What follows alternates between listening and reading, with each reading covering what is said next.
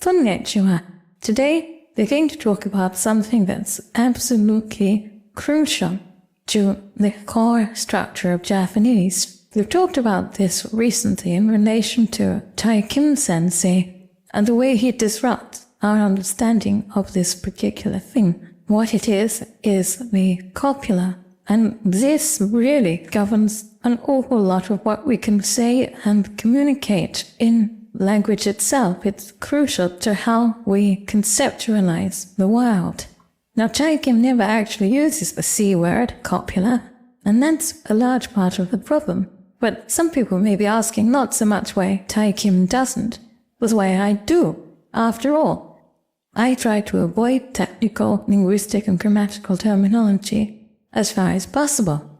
I don't often use the word grammatical subject. I even less often use the word predicate. I prefer to say A car and B engine. That way we'll know what we're talking about. So why do I use this abstract and rather horrible word, tsupina? Well, the reason is that the wolf doesn't have a dedicated copula, so it can be quite difficult for English speakers to grasp exactly what a copula is. I have to introduce that function as something in itself. When Tai Kim talks about copular expressions, he refers to them as state of being expressions, and this really is a key to the whole problem. So what is a copula, and why does English not have a dedicated copula, and why does it matter so much? Let's start off with what is a copula. The simplest way of defining a copula is that it is a one-way equal sign. It tells us that A is B, although B is not necessarily A. So, Sakura wa Nihonjin desu. Sakura is a Japanese person. A Japanese person is not necessarily Sakura. Now, that is the simple explanation. But if we go a deeper, what a copula actually does is place things in sets. Sakura wa Nihonjin desu means that Sakura belongs to the set Japanese person. And this is fundamentally important for language, which is the tool humans use to conceptualize the world, the things they see about them, the visible and perceptible universe. Placing things into categories is our most fundamental way of dealing with them. A rose belongs to the set flower. Flower belongs to the set growing things. Growing things belongs to the set living things. Living things belongs to the set things. All the time we are placing things into sets, and that's the way we conceptualize them. We could say very little about anything if we weren't able to place things into sets. So this fundamentally is what the copula does. It gives us a very simple, straightforward, unfussy way of putting anything into a set at any time, of defining at any time the set to which something belongs. Now the set may only be a set of one. In that case, the equal sign works both ways. So for example, if I say, that person over there is Sakura, well, that particular person over there and Sakura are the same person. Sakura is a set of one to which that person over there and that person over there only belongs, at least this particular Sakura. We're not talking about all people called Sakura, obviously. So this is what the copula does. Why so much confusion about it? Isn't it a relatively simple function? Well, yes, it is a simple function. The main problem here, as very often with Western misconceptions of Japanese, lies not in Japanese, but in the nature of the English language itself. English, as I said, doesn't have a dedicated copula. It does have a copula. Every language has to have a copula. If we didn't have something that performed the copula function, we just wouldn't be able to put things into sets, which means that we'll be very limited in our ability to conceptualize things. So what English does is that it doubles up the verb of being with a copula. The verb of being is something that simply tells us that something exists. It has various forms: is, am, are, was, etc. So if we say, like them, an American, that's the copula at work. We say, I belong to the set called American people. If we say, I think, therefore I am, we're using the verb of being. We're not saying anything about what I am, what set I belong to. We're simply saying that because I think, we can state confidently that I exist.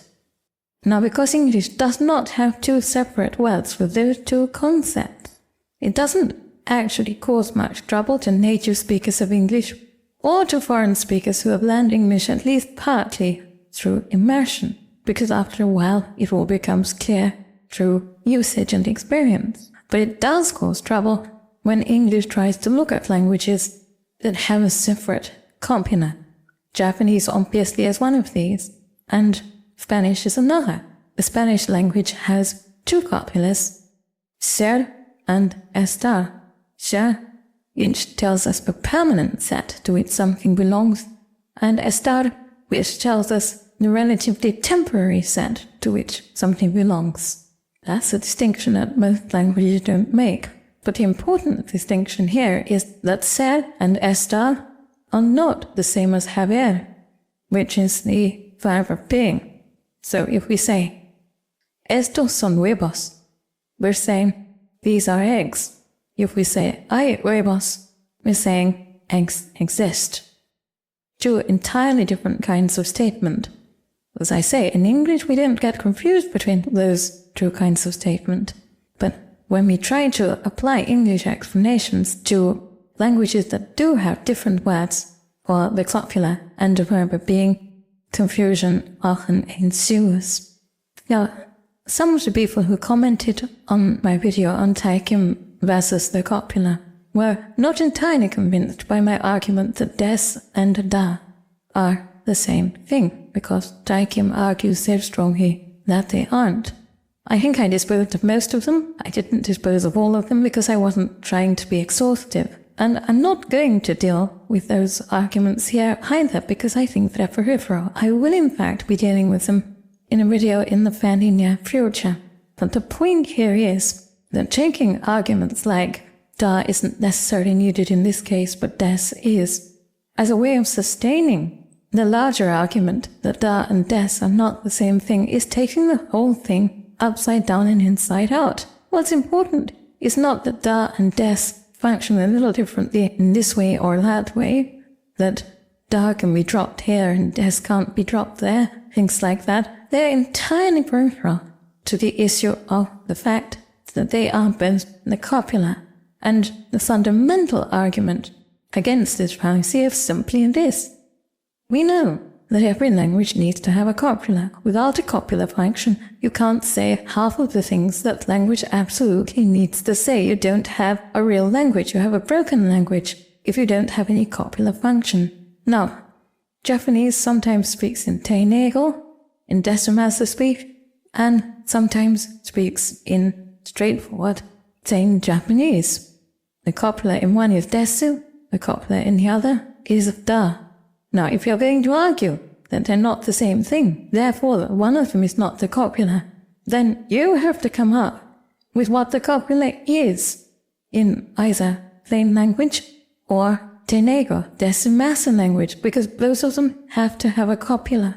You have no language without a copula. So it's incumbent on you, if you're saying that they're not the same thing, to tell us where the copula lies in both those forms of speech. And of course Taekim never tackles this problem because he doesn't really seem to understand that there is a copula as opposed to what he calls a state of being. Now another thing that people may raise is they may say, well, surely it isn't just an accident that English uses the state of being to mean the copula.